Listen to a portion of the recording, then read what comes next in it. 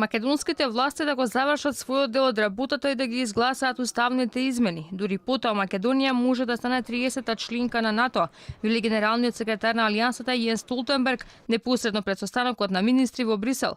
Генсекот на Алијансата нема гаранција дека процесот за менување на македонскиот устав ќе се заврши до крај, а ниту како ќе се одвива постапката на ратификација на договорот во грчкиот парламент. Собранието и властите во Скопје треба да ги донесат одлуките.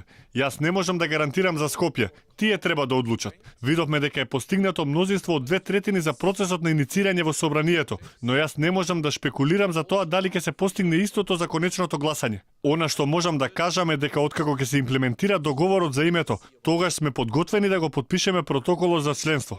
Условот кој го поставува Столтенберг не е ништо ново и во предреферендумската посета на Скопје јасно ни порача дека илузија идејата да се отфрли преспанскиот договор и да се зачлениме во НАТО. Ако нема спогодба за името, нема ни членство.